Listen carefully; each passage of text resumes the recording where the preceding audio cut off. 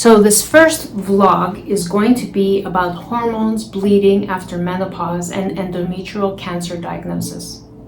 I wish someone had told me that bleeding after or pre-menopausal could mean cancer. They say that it could be the only symptom. I was someone that was healthy. I had no cancer in my family. This was not something that I expected to happen to me, but it did.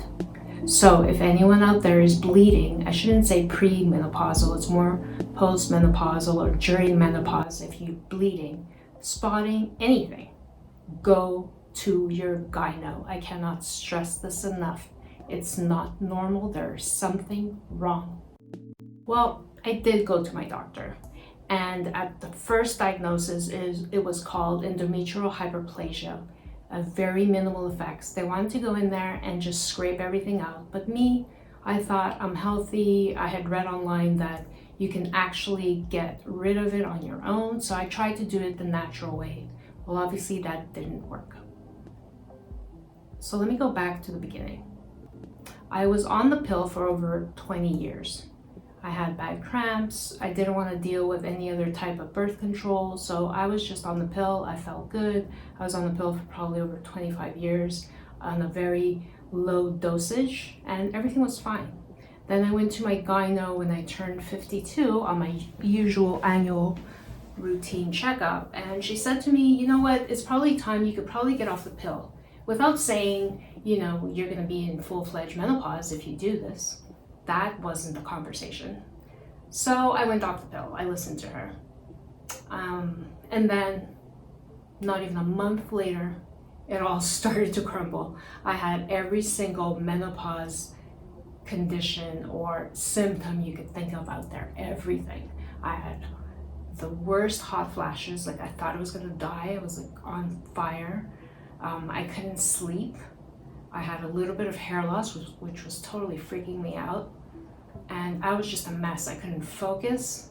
And at this time I was working from home. I just couldn't deal with it. I was just going nuts. And I heard about hormone replacement therapy, and I thought, well, bioidentical, estrogen and testosterone and progesterone, it all sounded like it would be like something that my body needed, and maybe they could just balance me out. So I went in that direction. And of course, once I started it, and I did the pellets. So once I started everything, I actually felt good. I had no more symptoms. They went away within like a month. I felt amazing. So during that, I was on them for about a year. And during that time, they did test my blood work and everything seemed fine. We did a little bit of adjusting, but everything seemed fine. And then about a year into it, I started to spot. And I thought, well, what's this? I haven't spotted, while I was on the pill, I wasn't spotting. So it's like, what is this? So I went to my gyno, and that's when she told me about endometrial hyperplasia. And at that point, I probably should have gone in the direction of Western medicine and just followed what they were telling me to do and taking care of the situation. But I can't just shoot myself. You can't do that. Who knows what could have happened? I can just tell you how my story evolved and how I got to where I got to, in hopes that maybe you can see something in this story that can help you out. So I got off everything. I stopped doing hormone replacement therapy, and I thought, okay, I had read online that, again online, Google, Dr. Google, that, you can possibly reverse that. And I thought, well, at this point, I shouldn't have a lot of estrogen in my body, so in my logic, I was like, it's gonna go away on its own. But it didn't resolve itself. And I kept spotting, not spotting, and that went on for a year. And then almost a year ago now, I started bleeding more. So I was told that I could go on progesterone and hopefully that would fix the issue. Well, it doesn't make sense that this happened, but it actually got worse. It got really worse. Like I was bleeding, I was having like almost full periods, and it would stop and then it would start up again. And this was in a month and a half before I got diagnosed. it was really bad. It was to the point where I really had these huge pads that I'd never seen in my life or never used before to get me through the holidays, because I wasn't in America. I was actually in Montreal when this was happening to me. So I was away on vacation with my family trying to enjoy the holidays, and this was going on. So previous to that, all the spotting, my two symptoms were I was spotting, and then late last summer, I started having like a little bit of like pelvic pain, which kind of felt like cramps, but I was working so much, and it didn't dawn on me that I should, just go to the doctor. If this stuff happens, you just go to the doctor. Do not even hesitate, just go.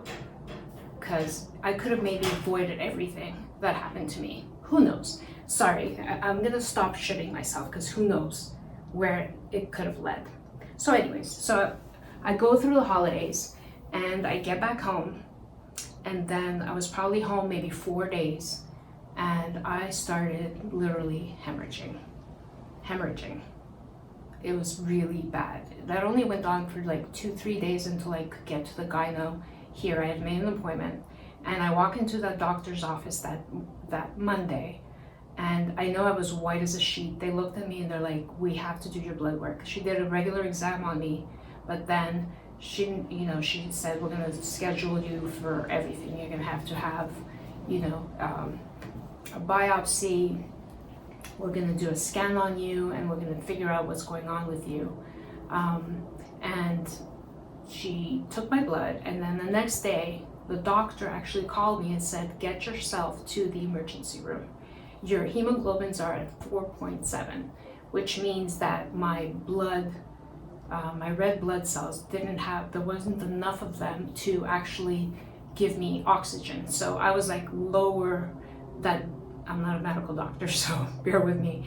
It meant that my blood couldn't reproduce itself because I was so low. So I had to have a transfusion. I was admitted to the hospital, and I stayed overnight. They gave me like 3 bags of blood.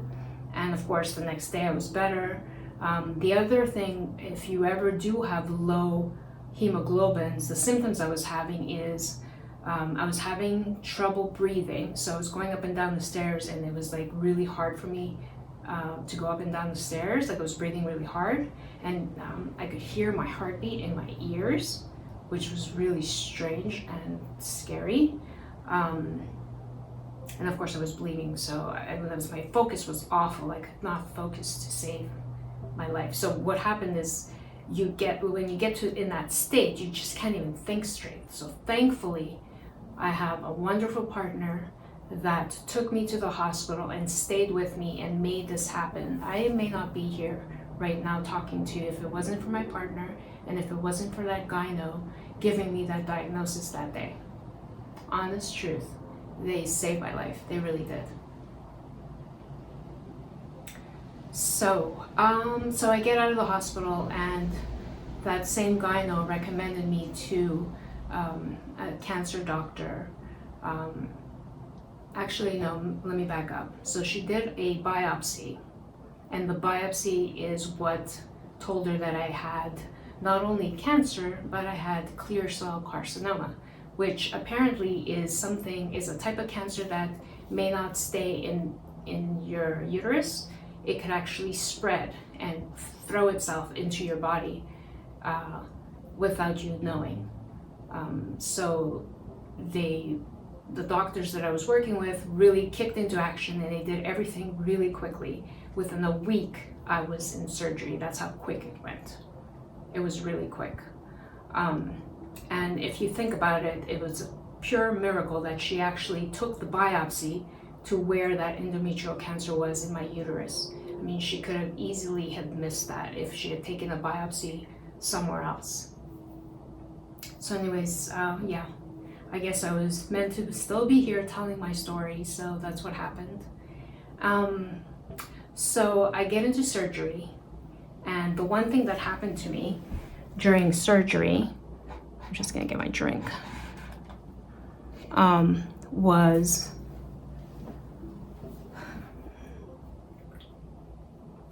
so at this point, the doctor hadn't said anything about chemo or radiation or any of that.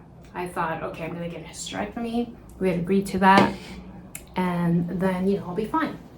So I'm sitting in the hospital bed, about to be wheeled in for my hysterectomy, and he says to me, we will most likely be going into chemo and possibly radiation after your surgery. And I remember thinking to myself, like the face, I don't even know what my face looked like when I passed out, because they were giving me, the drugs to knock me out to go into surgery at that moment. So that was my last thought before I had my hysterectomy. And then they wheeled me in, everything went fine. I'm really gonna cover now what happened with the post-surgery and what it felt like. And also, what you need to do to recover. I'll talk about nutrition and things like that. So I'm gonna go through all of that with you. So the one thing that the doctor gave me to take home was a 28-day shot that I had to give, and thankfully my partner is good with shots because I'm not. I had to give myself a shot so that I wouldn't have any blood clots. And I would say I would highly recommend, like my doctor told me, that the shot is more localized. It's better than taking the pill, even though taking a pill for not having any type of clogs. A few moments later, take a catheter home with me for 5 days, which was just uncomfortable. It wasn't awful because I was out of it anyway. So, but it wasn't pleasant, and it wasn't, that was a little bit difficult to do. But given what I had gone through, I was just glad that nothing had happened to my bladder. And what happened was, because they were maneuvering it a little bit, I guess it kind of fell asleep or something. So it takes it a couple of days to recover. So that's why they gave me the catheter. And I was also given a blood thinner to avoid any blood clots for the first 28 days, I guess, because you're so, you're not moving around a lot, and maybe there's concern about that. So the thing I would recommend about that is to take the shot and not the pill for blood thinners, because like my doctor described to me, is that the shot is localized, whereas the pill, if you take it and you have some kind of bleeding anywhere internally, they're not going to be able to tell where it's coming from, because the blood thinners are affecting your whole body when you take them via pill. And again, I'm not a doctor, so this is how I understood it. So I took the shot and everything was fine. The 28 days did pass. It seems long, but it did pass. It was fine.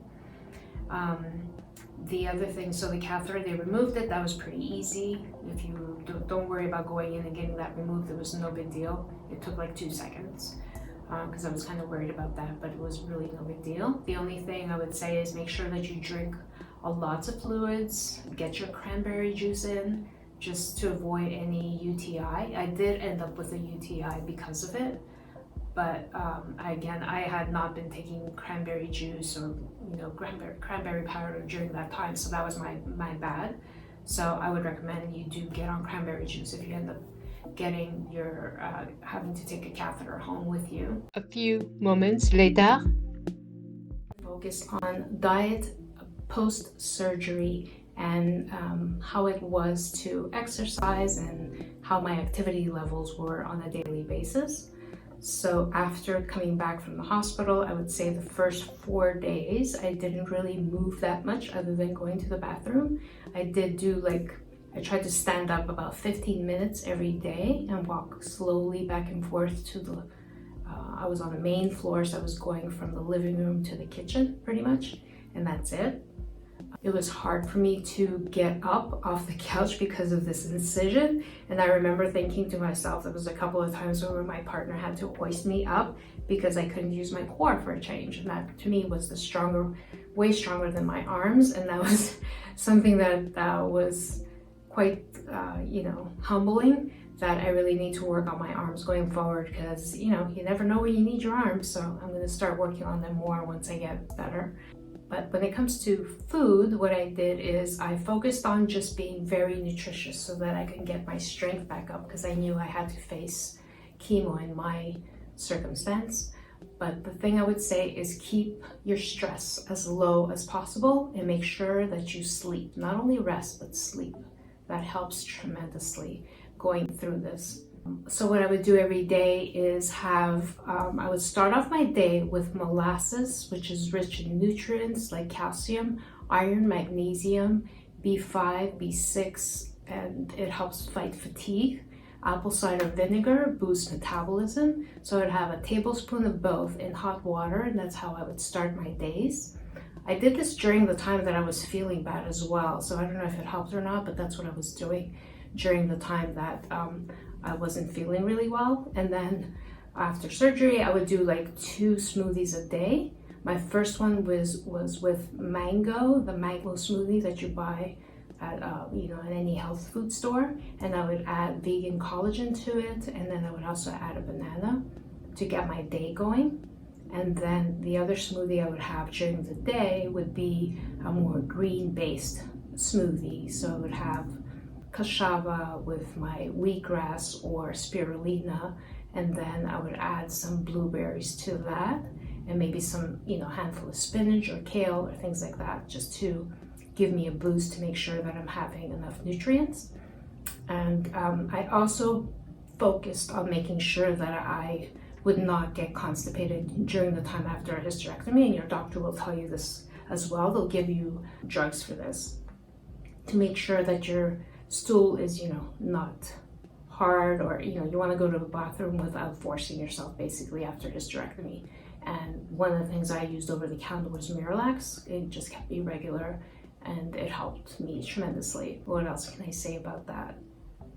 I just basically focused on eating really nutritious, having kale, lentils, I remember a lot of that, and beans and rice and things like that. Of course, I had my partner that was helping me out, and he was doing a lot of the cooking. Thankfully, he knows how to cook, which made it a lot easier for me. But just expect to be down. You're not going to be able to just go back to work in 5 days. I mean, I know that they say that, but don't expect that to happen necessarily, because it's really hard to move around. You're gonna hurt, and you're gonna be drugged up in the first 4 days anyway. So give yourself at least 10 days for recovery.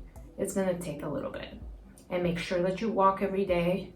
Just take it day by day, and then go from 15 minutes. I went from 15 minutes to 30 minutes. And then I got it up to an hour, probably maybe the second week I was out of surgery. I was up to like 30 minutes to an hour every day of walking just around the neighborhood, nothing fast, just to get me out and make sure that I didn't have any blood clots or anything like that. So I really just took care of myself. And then by week 6, I started chemo. So my next video is going to be about chemo and everything I went through with that, including diet and what I was able to do when it came to workouts after week 6. So click on the next video to keep watching.